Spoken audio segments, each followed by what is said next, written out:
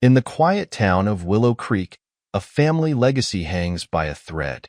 Tom Reynolds has spent his life trying to keep the Ember, his late father's beloved restaurant, alive amidst the growing pressures of modern life.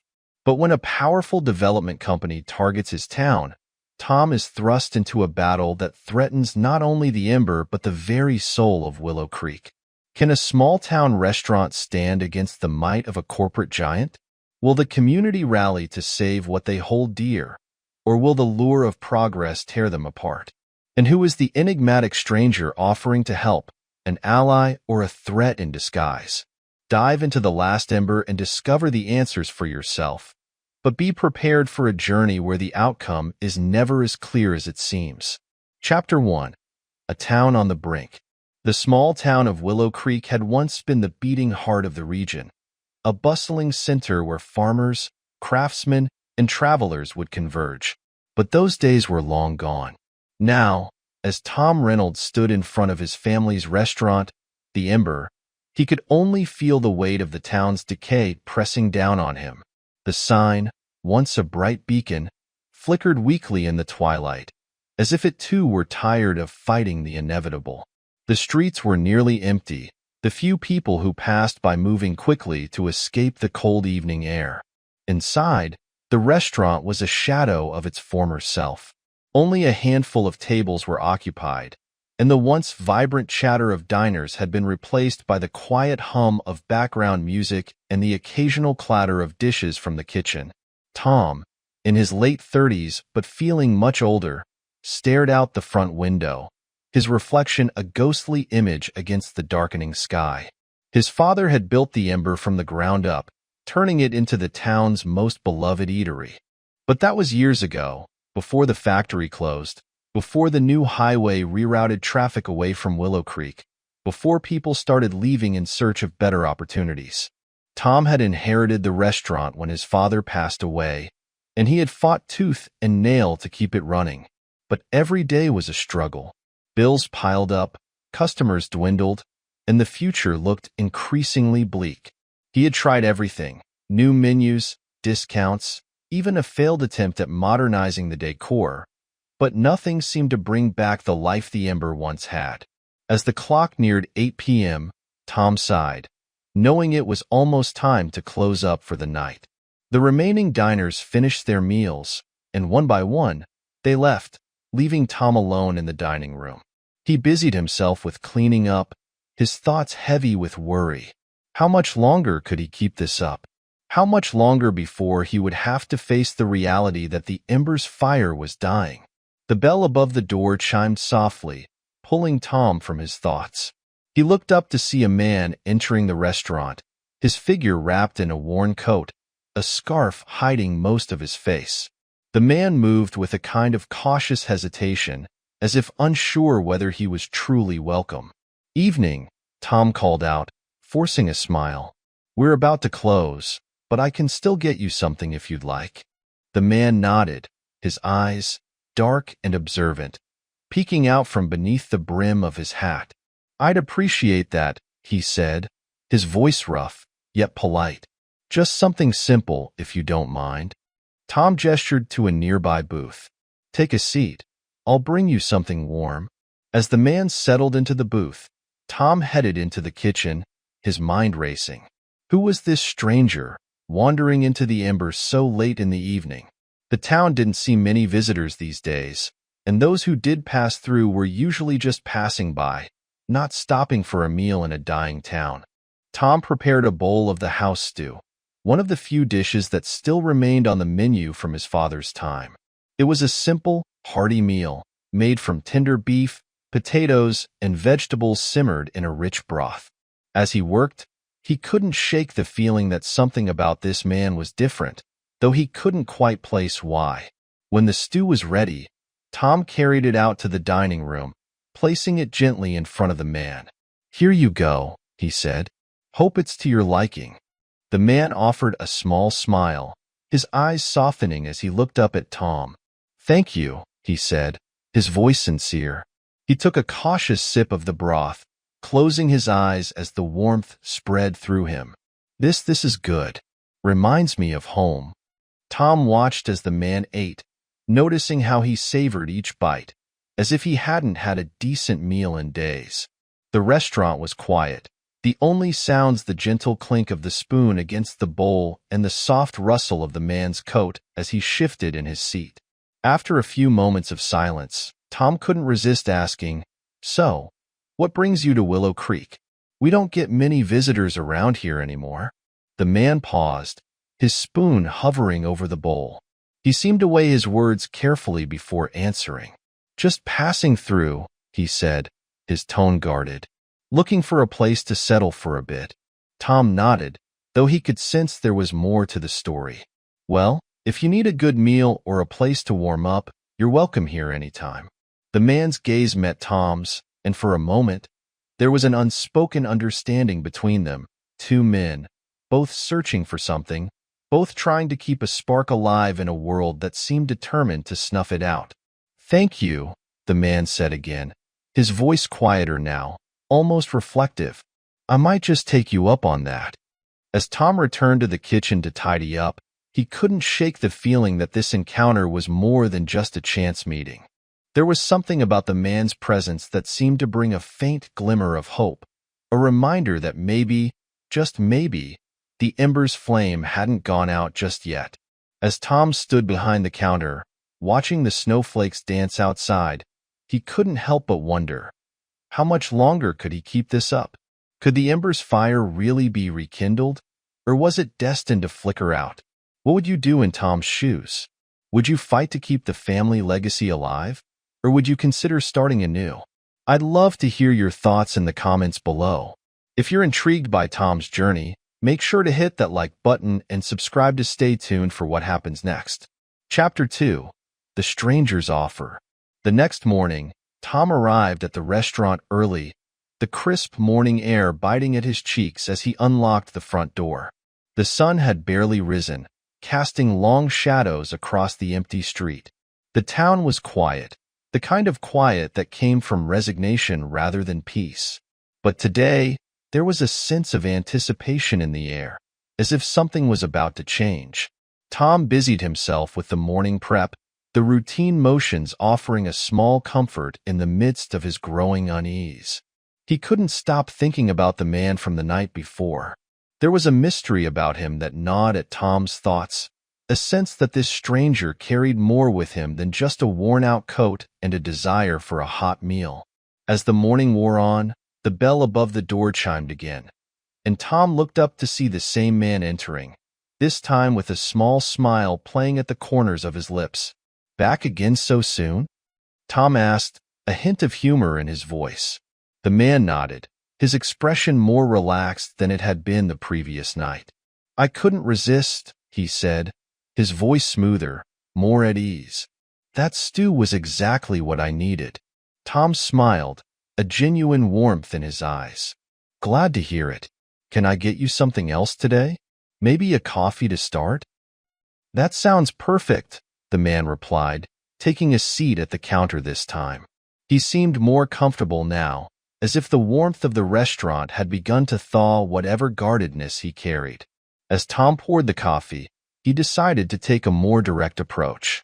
"You know, it's rare to see a new face around here. People usually just drive through, not many stop anymore. What made you decide to stay?" The man took a slow sip of his coffee, his gaze distant as if he were contemplating his answer. "I've been on the road for a while," he said finally. "I've seen a lot of places, met a lot of people, but this town, there's something about it, something that feels familiar." Tom raised an eyebrow, intrigued. "Familiar how?" The man set his cup down, his fingers tracing the rim as he spoke.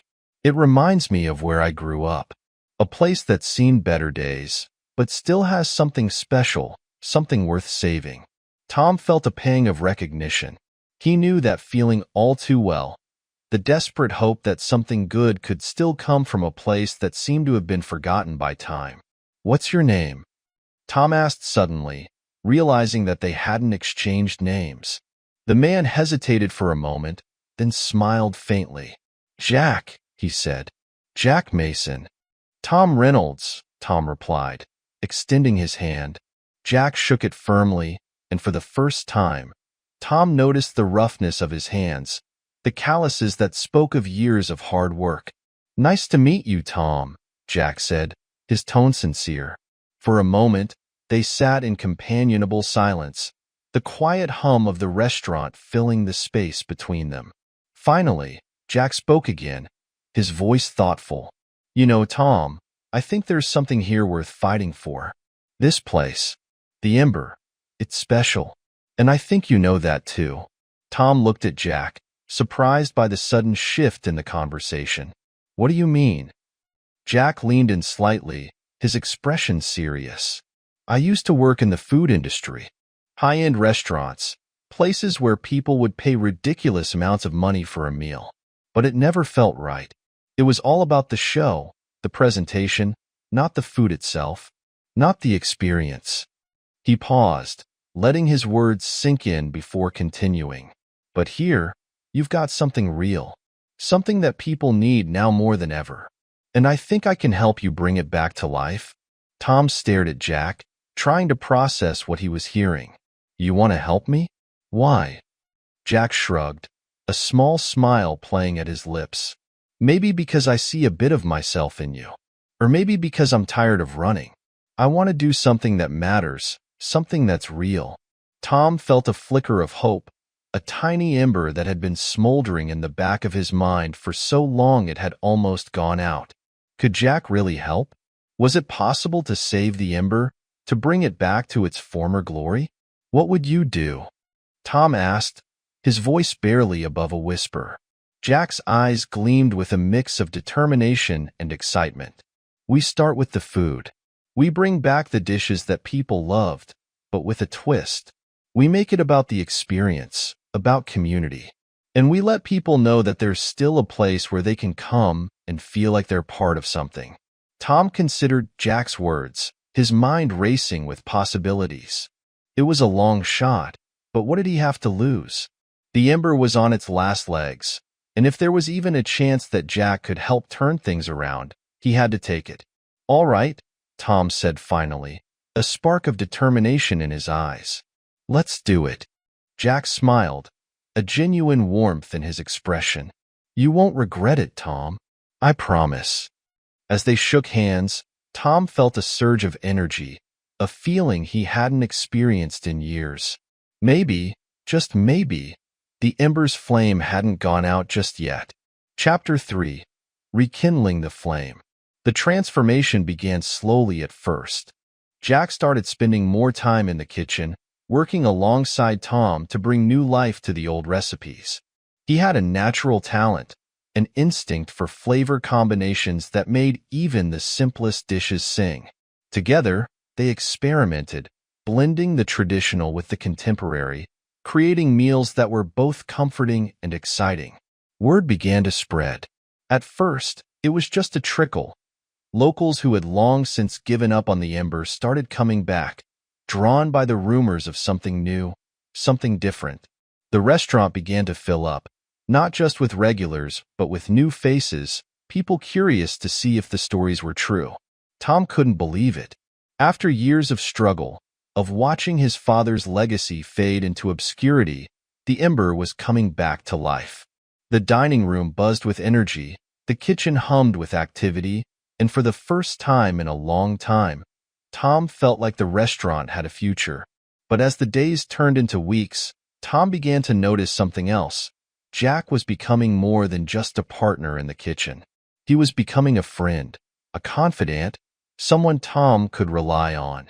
They spent long hours together, not just working but talking, sharing stories about their lives, their dreams, and the things that kept them up at night. It was during one of these late-night conversations that Tom finally learned the truth about Jack. They were sitting in the kitchen, the last of the dishes washed and put away, the restaurant quiet and still. Tom had poured them each a glass of whiskey, a small reward for another successful night. "So," Tom said, breaking the comfortable silence, "you've told me a lot about your time in the city, about the restaurants and the people you met, but you've never told me why you left." Jack stared into his glass, his expression unreadable. For a long moment, Tom thought he wouldn't answer, but then Jack sighed, a heavy, resigned sound. I was a chef in one of the top restaurants in New York, Jack began, his voice low and distant. It was everything I'd ever wanted. The recognition, the acclaim, the chance to create something people would remember. But it came at a cost. Tom listened intently, sensing that this was a story Jack had been holding on to for a long time. The pressure was immense, Jack continued. Every dish had to be perfect, every service flawless. I was good at it, damn good, but it consumed me. I became obsessed with the details, with the need to be the best, and in the end, it all fell apart. He paused, taking a long sip of his drink before continuing. I made a mistake, one that cost me everything. I won't bore you with the details, but let's just say it was enough to ruin my career, my reputation. I had nothing left, so I left. Tom didn't press for more, sensing the pain behind Jack's words. Instead, he nodded, offering a quiet understanding. And now you're here. Jack smiled faintly, a hint of sadness in his eyes. Yeah, I guess I was looking for something, though I didn't know what it was. And then I found this place, found you. And I realized, maybe this is what I've been searching for. A chance to start over, to do something that matters. Tom felt a lump form in his throat. He had known there was more to Jack's story, but hearing it now, he felt a deep sense of empathy for the man who had become his friend. Well, I'm glad you found your way here, Tom said sincerely. I don't know what would have happened to the Ember if you hadn't. Jack met Tom's gaze, his expression softening. You saved me as much as I've helped you, Tom. Maybe that's what this place is really about, giving people a second chance. Tom smiled, raising his glass. To second chances, he said. Jack clinked his glass against Tom's, a genuine smile breaking through. To second chances. As they finished their drinks, Tom couldn't help but feel that they were on the brink of something truly special. The Ember was more than just a restaurant. It was a place where people could find hope, where they could start over. And with Jack by his side, Tom knew they were just getting started. Chapter 4. The Culinary Showdown. The chill of winter had settled over Willow Creek, but inside the Ember, the warmth of the stove and the bustle of activity made the restaurant feel like the heart of the town. Despite the season's usual quiet, there was a palpable excitement in the air. A buzz that had started weeks earlier when Jack first proposed the idea of a culinary competition. What began as a simple suggestion had grown into something much bigger, a massive event that had captured the imagination of the entire community. Flyers had been posted in neighboring towns, ads had run in the local paper, and word had spread quickly. The Ember was hosting a cook-off, and it was going to be the event of the year. Tom couldn't believe how quickly everything had come together. The restaurant had been booked solid for weeks, and the phone hadn't stopped ringing with inquiries. Chefs from all over the region had entered the competition, eager to showcase their talents. The stakes were high. Not only would the winner have their dish featured on the Ember's menu, but they would also receive a cash prize and the prestige that came with victory. But it wasn't just the competition that had people talking. There was an undercurrent of something else, a tension that seemed to hum just beneath the surface. Tom couldn't shake the feeling that this event, which had started as a way to revive the restaurant, was becoming something more. A battle, not just for recognition, but for the very future of the Ember. As the day of the cook-off approached, the Ember was transformed. The dining room had been cleared to make way for cooking stations, each one equipped with the finest ingredients and tools. Local businesses had chipped in to sponsor the event, providing everything from fresh produce to state-of-the-art kitchen appliances. It was a show of support for Tom and the Ember, but it was also a reminder of what was at stake. The morning of the competition dawned crisp and clear, with a light dusting of snow covering the streets. Inside the Ember, the atmosphere was electric. The contestants began arriving early, each one bringing their own unique energy and style to the event. There was Lucas Carter, a young, up-and-coming chef from a neighboring town who had made a name for himself with his innovative takes on Southern classics. Lucas was known for his bold flavors and unconventional techniques, and he had a reputation for being fiercely competitive. His arrival was met with whispers. Everyone knew he was the one to beat. Then there was Marianne Dupont, a French-trained pastry chef whose delicate, intricate desserts had earned her a loyal following. Marianne's calm, precise demeanor was in stark contrast to Lucas's fiery personality, but there was no mistaking the determination in her eyes. She had entered the competition with one goal: to win. Another notable contestant was Gus, the grill master Henderson, a local legend whose mastery of the barbecue was unrivaled. Gus had been a staple in the community for years, known for his smoky ribs and tangy sauces. But he wasn't just a crowd favorite. He was a formidable competitor, and he knew how to play to his strengths. As the contestants set up their stations, Tom couldn't help but feel a mix of pride and anxiety. This was it, the culmination of weeks of planning and hard work. But as he watched the chefs prepare, he also sensed the undercurrents of rivalry and tension. This was more than just a friendly competition. It was a clash of egos, a battle of wills, and not everyone was playing fair. At noon, the doors of the Ember were thrown open, and the dining room quickly filled with spectators. The town had turned out in full force, eager to see the competition unfold. Tom had never seen the restaurant so packed. Every table was filled, and the bar was lined with people craning their necks to get a better view of the action. The judges took their seats at the front of the room, each one an expert in their own right. Susan Taylor, a well-known food critic from the state capital, was the head judge. Her sharp tongue and discerning palate were feared and respected in equal measure. Hank Mason, a celebrated chef who had retired to Willow Creek a few years ago, brought a wealth of experience to the panel. And Linda Foster, a local restaurateur with a keen sense of taste, rounded out the trio.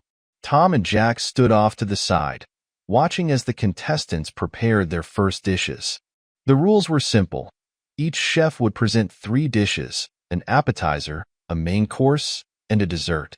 The judges would score each dish on taste, presentation, and originality, and the chef with the highest total score would be declared the winner. The first round began, and the room fell silent as the chefs started cooking. The sound of sizzling pans and the scent of fresh herbs filled the air, creating an intoxicating atmosphere. Lucas was in his element, moving with precision and speed as he prepared his signature appetizer, fried green tomatoes with a spicy aioli.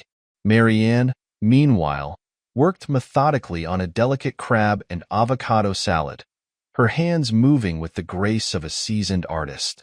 Gus, true to his roots, was grilling up a batch of his famous smoked sausage bites, the smoky aroma wafting through the room. As the dishes were plated and presented to the judges, the tension in the room grew. Each chef watched intently as the judges took their first bites, their expressions giving nothing away. Susan Taylor's face was a mask of concentration as she chewed slowly, her pen poised over her scorecard. Hank Mason nodded appreciatively as he sampled each dish, while Linda Foster offered a rare smile as she tasted Marianne's salad. When the scores were announced, it was clear that the competition was going to be fierce. Lucas and Marianne were neck and neck, with Gus close behind. But there was something about the way Lucas reacted to the scores, an intensity in his eyes that made Tom uneasy. The second round, the main course, was where the real drama began. Lucas had chosen to prepare a modern twist on shrimp and grits, using a blend of spices that gave the dish a bold, unexpected kick. Marianne, sticking to her strengths, crafted a coq au vin that filled the room with the rich, earthy scent of slow-cooked chicken and red wine. Gus, ever the showman, had opted for a barbecue brisket, slow-cooked to perfection and served with a tangy apple cider slaw. As the chefs worked, Tom noticed something strange. Lucas kept glancing over at Marianne's station, his brow furrowed in concentration. At first, Tom thought it was just the usual competitive focus, but then he saw Lucas's assistant, a nervous-looking young man, sidle up to Marianne's station when her back was turned. The assistant seemed to be fumbling with something on the counter, and before Tom could react, he saw him slip a small vial back into his pocket. Tom's heart raced. Was it sabotage? He couldn't be sure, but the suspicion gnawed at him. He watched as Marianne plated her dish, oblivious to what had just happened. The judges were served, and as they began to eat, Tom saw Susan Taylor's face twist in confusion. She whispered something to Hank Mason, who frowned and took another bite. When the scores for the main course were announced, Marianne's dish, previously a favorite, was marked down for a strange, metallic aftertaste. Lucas, on the other hand, received high marks, his shrimp and grits hailed as innovative and bold. Gus's brisket also scored well, but the real shock was Marianne's sudden drop in the rankings. Marianne's face was a mask of shock and confusion as she looked at her score. She glanced over at Lucas, who was busy celebrating with his assistant, and for a moment, her eyes narrowed. Tom could see that she was putting the pieces together, but with no proof, there was little she could do. As the competition moved into the final round, dessert, tensions were at an all-time high. The crowd sensed the shift, the earlier excitement now tinged with a sharp edge of intrigue. Tom couldn't shake the feeling that something was terribly wrong, but without evidence, he was powerless to stop the competition. Marianne, though shaken, refused to give up. She moved with renewed determination, her hands steady as she began to prepare her signature dessert, a trio of delicate macarons, each filled with a different flavor of mousse. Gus, true to his roots, opted for a rustic apple pie, the kind that reminded everyone of home. Lucas, riding high on his previous success, chose a deconstructed banana pudding, presented in a way that was as much about the spectacle as it was about the taste. But Tom couldn't take his eyes off Lucas's assistant. The young man was sweating, his hands trembling as he helped Lucas with the final touches. Something was off, and Tom knew he had to do something. As the desserts were plated and served to the judges, Tom quietly slipped away from the crowd and made his way to the kitchen. He found Jack there, overseeing the operations with his usual calm demeanor. "Jack, something's wrong," Tom whispered urgently, explaining what he had seen. Jack's expression darkened. "If Lucas is cheating, we need to catch him in the act. Let's check his station." The two men quickly made their way to Lucas's station, careful not to draw attention. There, hidden beneath a stack of plates, they found it, a small vial, just like the one Tom had seen the assistant pocket earlier. Jack carefully picked it up, holding it to the light. It was labeled, but the writing was too small to read. "This is it," Jack said grimly. "We need to get this to the judges now." But just as they turned to leave, they were confronted by Lucas's assistant, who had come back to the station. His face went pale when he saw the vial in Jack's hand, and without a word, he bolted for the door. "Stop him," Jack shouted, but the assistant was already gone, disappearing into the crowd outside. Tom and Jack rushed to the judge's table, the vial clutched in Jack's hand. The judges looked up in surprise as they approached, and Susan Taylor's eyes narrowed when she saw what Jack was holding. "What's going on?" Susan demanded. "Lucas has been cheating," Tom said, his voice steady despite the adrenaline pumping through his veins. "We found this at his station. His assistant used it to sabotage Marianne's dish in the last round." The room fell silent as Susan took the vial from Jack, examining it closely. Her face hardened as she read the label, a flavor-altering chemical, tasteless on its own but capable of distorting the natural flavors of food. "This is serious," Susan said, her voice icy. She turned to the other judges, who nodded in agreement. "We need to confront Lucas and get to the bottom of this." Lucas, who had been basking in his apparent victory, was called over to the judge's table. His confident demeanor faltered when he saw the vial in Susan's hand. "Lucas Carter," Susan began, her tone unforgiving, "we have reason to believe you've been cheating in this competition. We found this vial at your station, and there's evidence that it was used to sabotage another contestant's dish." Lucas's face flushed with anger. "That's ridiculous. I had nothing to do with that." Then how do you explain this? Susan held up the vial, her eyes boring into his. Lucas stammered, his bravado crumbling under the scrutiny. I don't know how that got there. It wasn't me. Your assistant was seen tampering with Mary Ann's dish, Tom added, stepping forward. We saw him, and now he's run off.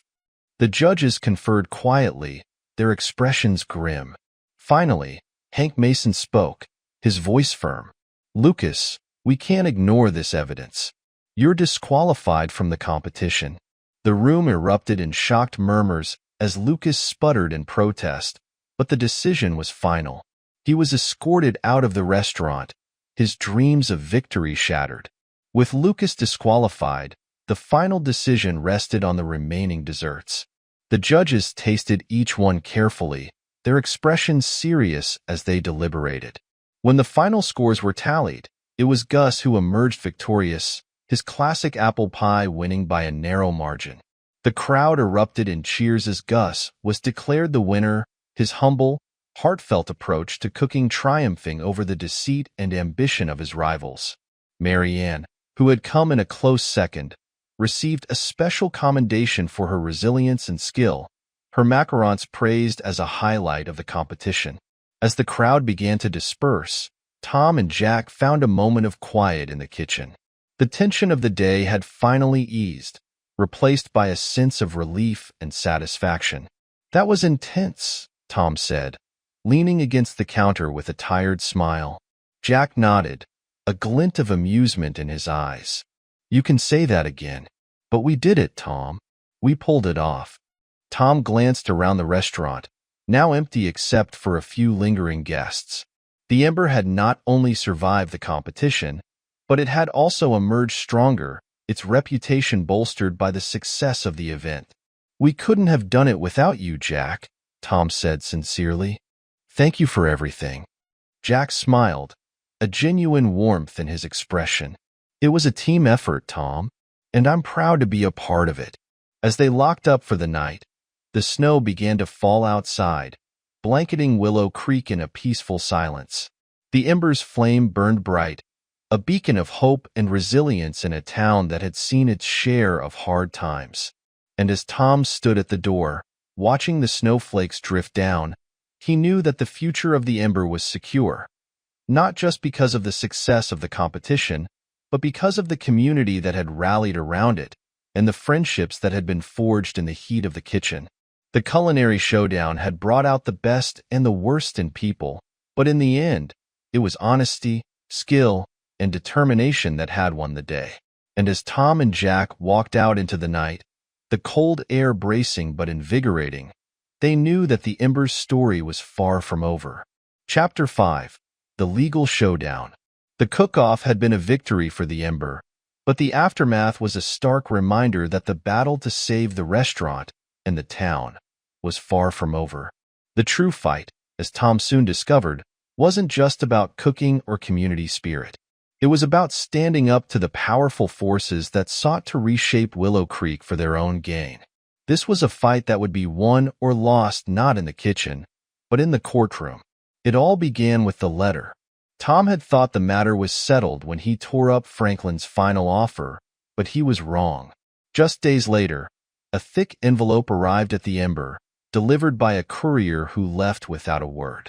Inside, Tom found a formal notice. Franklin Development had filed a lawsuit against him, claiming that his refusal to sell was obstructing the town's progress and economic development. They were seeking an injunction to force the sale of the Ember. Tom stared at the document, his heart pounding. This was no idle threat. Franklin was serious, and he had the legal firepower to back it up. The implications were clear. If Franklin won, Tom could lose everything. The Ember, his family's legacy, and the future of Willow Creek could all be swept away by the stroke of a judge's pen. The next morning, Tom called an emergency meeting with Jack and the restaurant's core team. They gathered in the back office, the tension thick in the air as Tom explained the situation. They're coming after us with everything they've got, Tom said, holding up the lawsuit. Franklin isn't backing down, and now it's a legal battle. If we don't fight this, They could take the Ember away from us, and it won't stop there.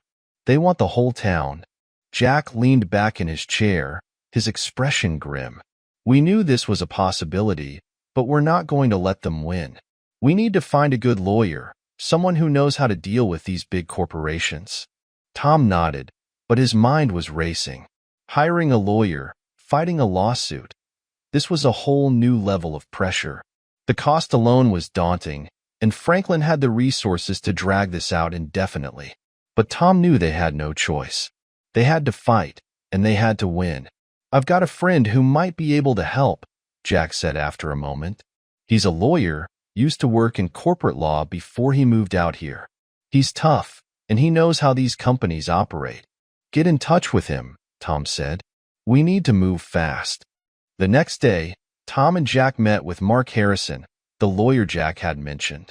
Mark was a sharp, no-nonsense man in his early 50s, with a graying beard and a deep understanding of the law. He had spent years working for a big law firm in the city before deciding to move to Willow Creek for a quieter life. Now, he was semi-retired, but he hadn't lost his edge.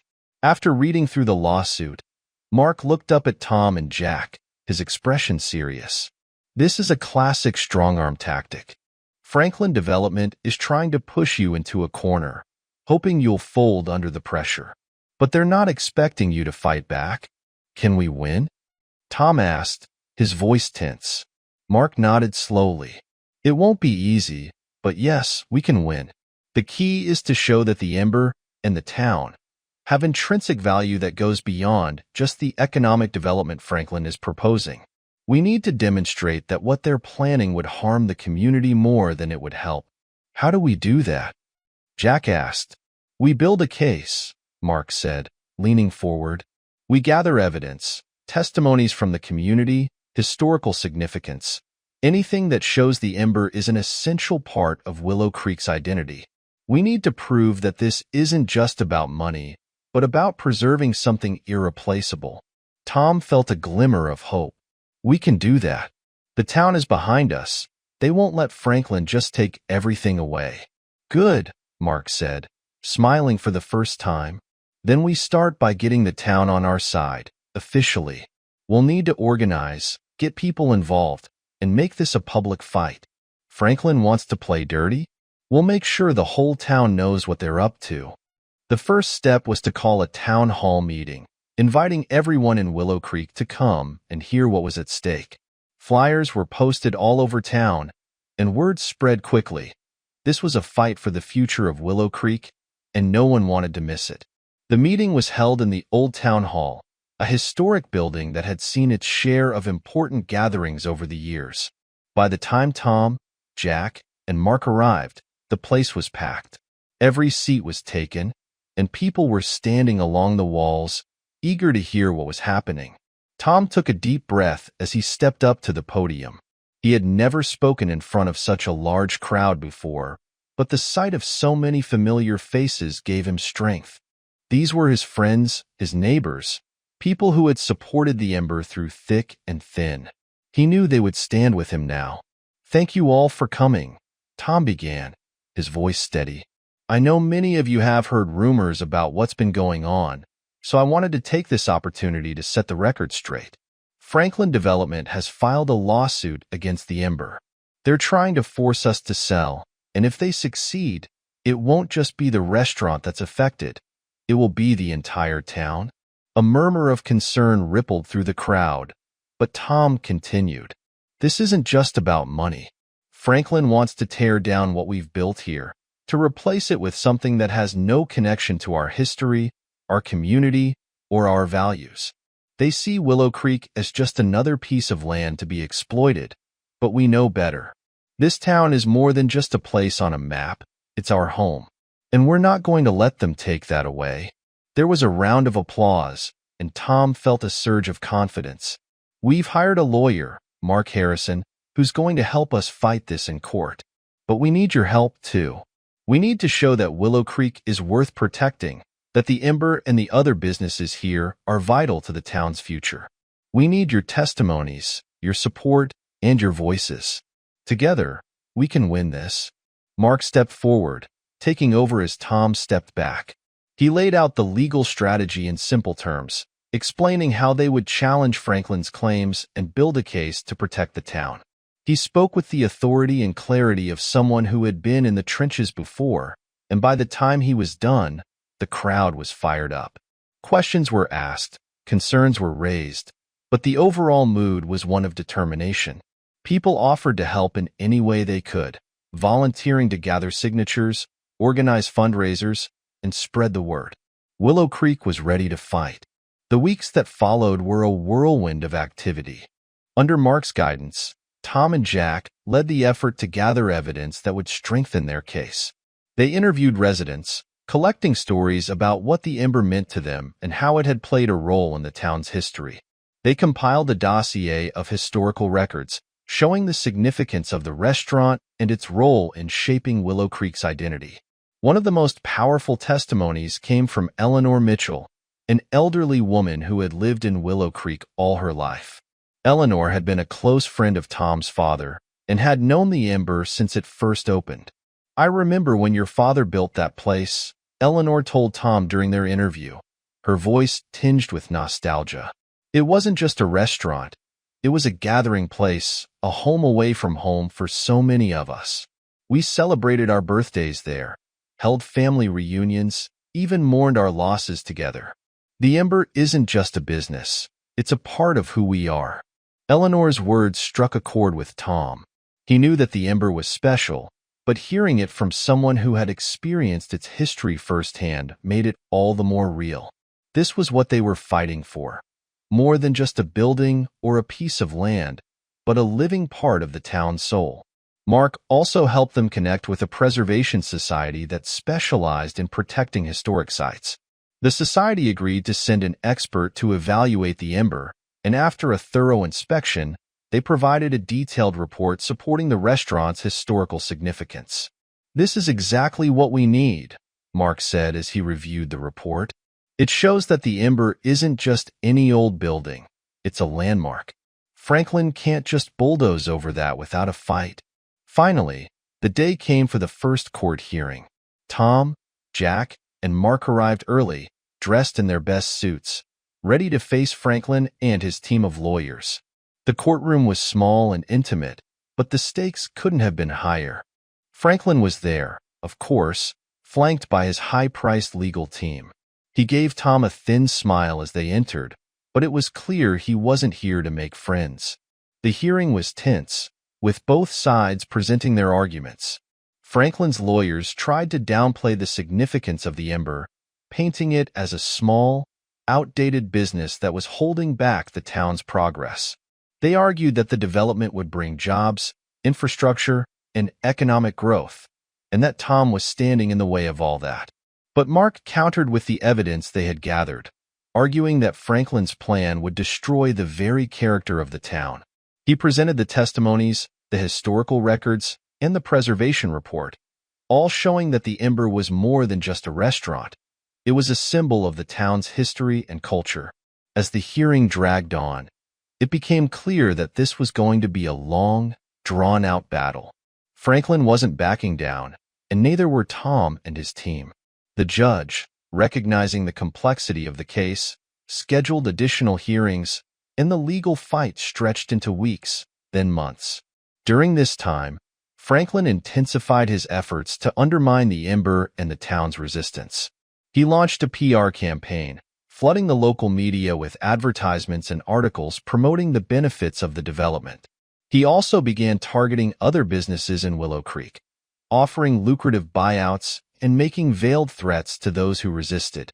Tom and Jack quickly realized that this wasn't just about the Ember anymore.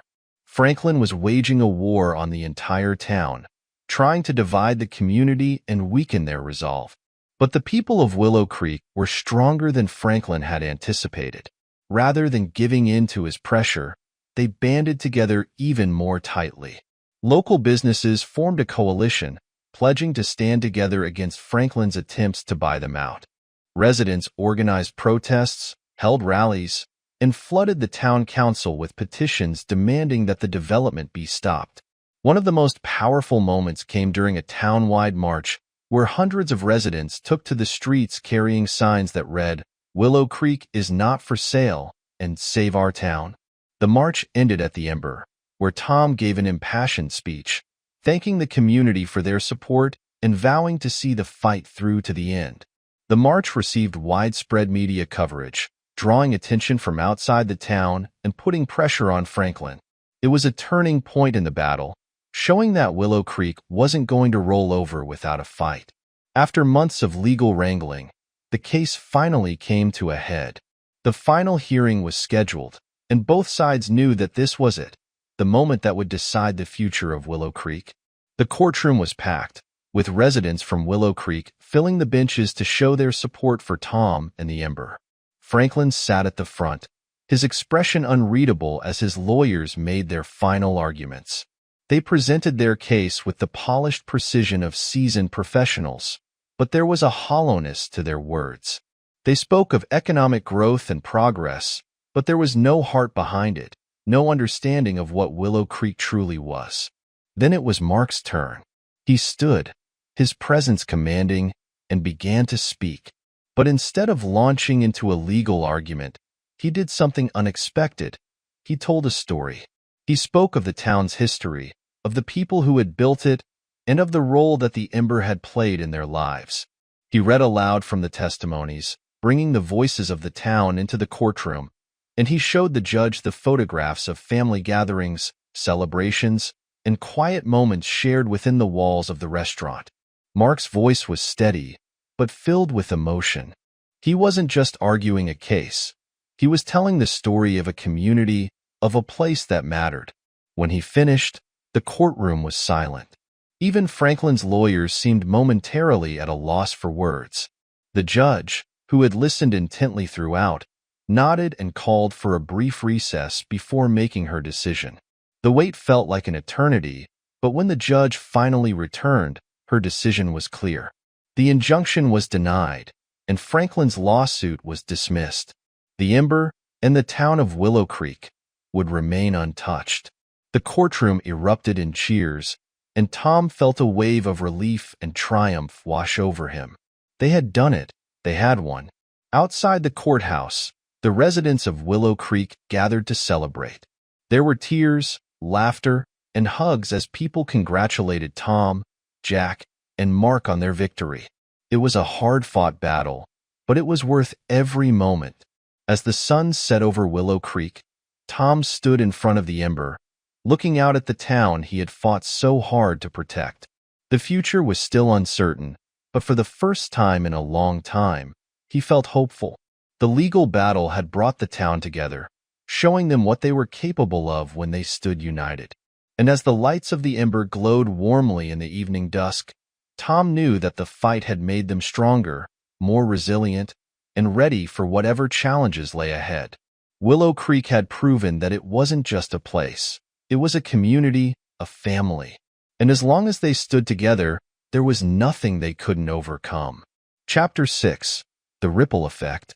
The courtroom victory against Franklin Development marked a turning point for Tom and the residents of Willow Creek. The town had stood firm in the face of adversity, and their determination had paid off. But as the dust began to settle, it became clear that the fight had only just begun. The ripple effect of their victory was felt far and wide, bringing both challenges and opportunities that no one had anticipated. In the days following the judge's ruling, the Ember was busier than ever. Word of their legal triumph spread quickly, and the restaurant became a symbol of resilience and community spirit.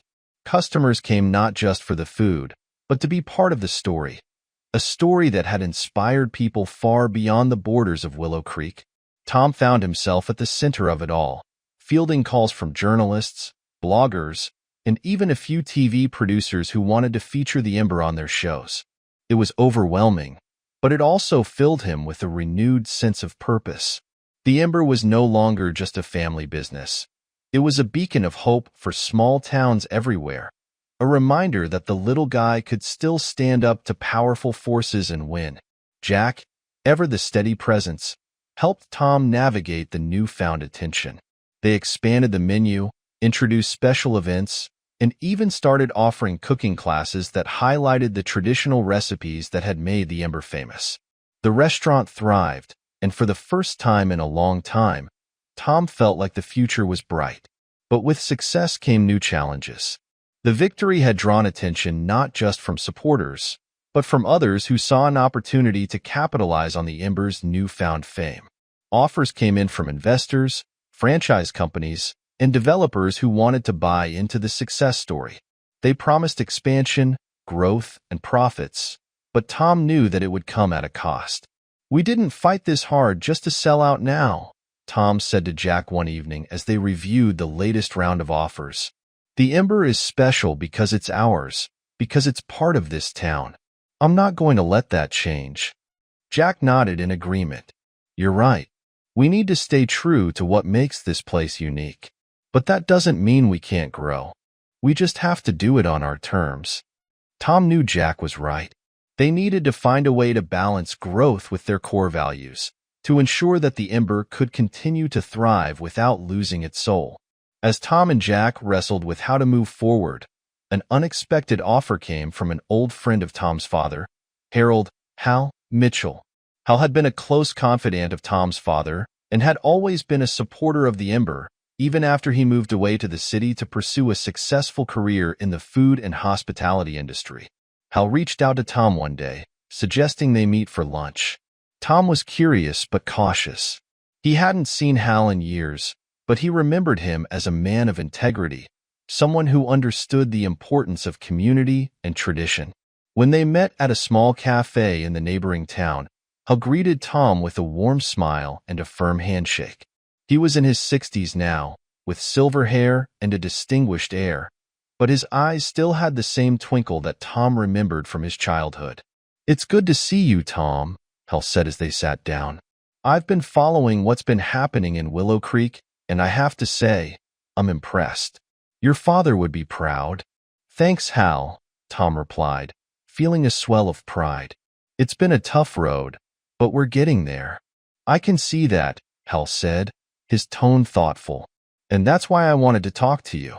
I've been thinking a lot about what you've accomplished with the Ember, and I believe there's a way to take it to the next level without sacrificing what makes it special." Tom listened intently as Hal laid out his proposal. He suggested that the Ember could expand, not by franchising or selling out to investors, but by creating partnerships with other small, independent restaurants in nearby towns. The idea was to form a collective, a network of like-minded establishments that could support each other, share resources, and collaborate on events and promotions. "This isn't about turning the Ember into a chain," Hal explained. "It's about building something bigger, something that can help other small businesses thrive while preserving the uniqueness of each place. You wouldn't lose control. In fact, you'd be helping to lead the charge." Tom was intrigued. The idea had merit. It allowed for growth and sustainability without compromising the integrity of the Ember or the other businesses involved. It was a way to build on their success while staying true to their roots. "I like it, Hal," Tom said, after thinking it over. "But I need to discuss it with Jack and the others. We've fought hard to get where we are, and I want to make sure everyone's on board." "Of course," Hal agreed. "Take your time. This is a big decision, and I want to make sure it's the right one for you and for Willow Creek." When Tom returned to Willow Creek, he called another town meeting, this time to discuss Hal's proposal. The idea of forming a collective was met with enthusiasm, but also with some caution. Many of the local business owners were wary of change, especially after what they had just been through with Franklin Development. But as Tom and Jack explained the benefits, shared resources, increased visibility, and the ability to draw in more visitors, people began to see the potential. The idea of supporting each other, of creating a network that could withstand outside pressures, resonated with the community. "I think this could be something great," Sarah, the owner of the local bakery, said during the meeting. "We've seen what happens when we stand together, and this could help us all grow without losing what makes us unique." "I agree," Bill, who ran the hardware store, added. "This is our chance to make sure Willow Creek stays on the map, but on our terms." The meeting ended with a unanimous decision to move forward with the plan. Tom felt a sense of relief and excitement as he saw the community rally around the idea. They had fought to protect their town, and now they were ready to build something even stronger. The next few months were a whirlwind of activity as Tom, Jack, and Hal worked together to establish the collective. They reached out to small businesses in nearby towns, carefully selecting those that shared their values and vision. It wasn't just about adding more members. It was about finding partners who believed in the importance of community and quality.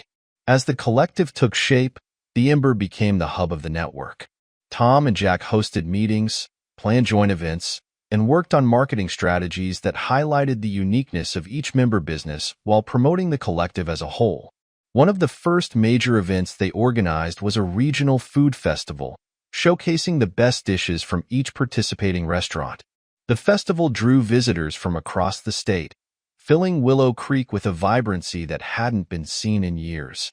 The streets were lined with booths, each offering a taste of something special, from Gus Henderson's barbecue ribs to Sarah's famous apple pies. The festival was a resounding success, not just in terms of attendance, but in what it represented, a celebration of local culture, talent, and community spirit. It was proof that small towns could thrive without losing their soul, and that by working together, they could create something far greater than the sum of their parts. But as the collective grew, so did the challenges. Managing the network required careful coordination, and there were inevitable disagreements and growing pains. Some members worried about maintaining their independence, while others struggled with the increased demand and expectations.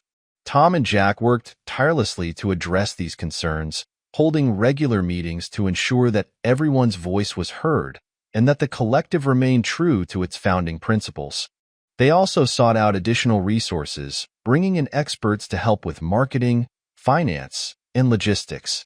But just as things seemed to be settling into a rhythm, Franklin made one last move. The developer, smarting from his courtroom defeat, had not given up on his ambitions for Willow Creek. Realizing that he could not force the Ember out, he instead turned his attention to the land surrounding the town.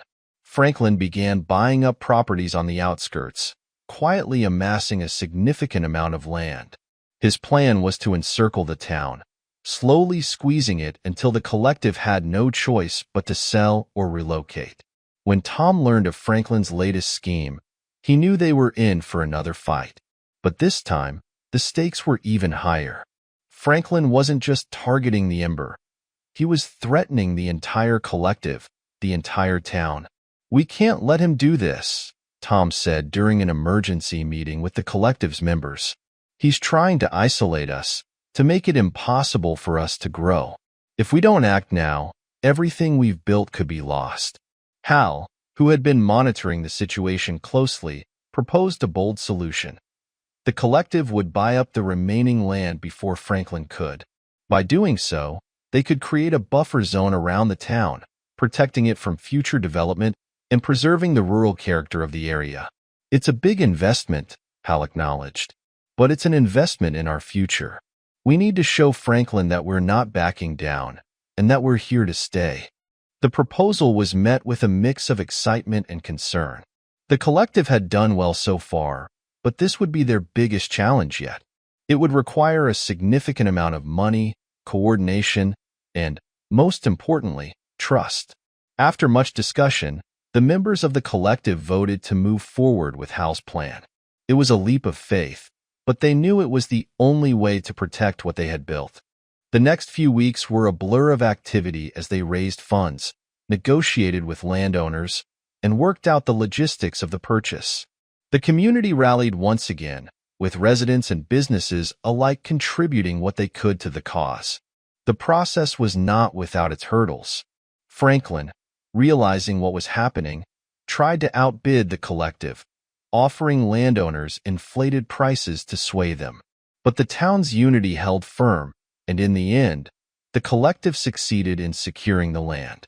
When the final papers were signed, there was a palpable sense of relief and triumph. The land surrounding Willow Creek was now in the hands of the people who cared about it most, and Franklin's plan to isolate the town had been thwarted. With the land secured and the collective firmly established, Tom and the others could finally breathe easy. The battle with Franklin had been long and arduous, but they had emerged stronger, more united, and more determined than ever to protect their town and their way of life. The Ember continued to thrive, not just as a restaurant, but as a symbol of what could be achieved when people stood together. The collective grew, attracting new members and expanding its reach, but always staying true to its roots. And as Tom stood outside the Ember one evening, watching the sun set over the rolling hills that surrounded the town, he knew that they had done more than just save a restaurant. They had saved a community, and in doing so, they had created something lasting, something that would endure for generations to come. The fight had been worth it, and as the lights of the Ember glowed warmly in the gathering dusk, Tom knew that they were ready for whatever challenges lay ahead. Willow Creek had entered a new era, one defined by resilience, unity, and the unwavering belief that together they could overcome anything. As the lights of the Ember glowed warmly in the night, Tom knew that Willow Creek was ready for whatever challenges lay ahead. They had proven that together they could overcome anything. What do you think lies in store for the Ember and Willow Creek in the future? Do you see the town continuing to thrive, or will new challenges arise? Share your thoughts in the comments below, and if you enjoyed the story, don't forget to like and subscribe for more tales of resilience, community, and hope.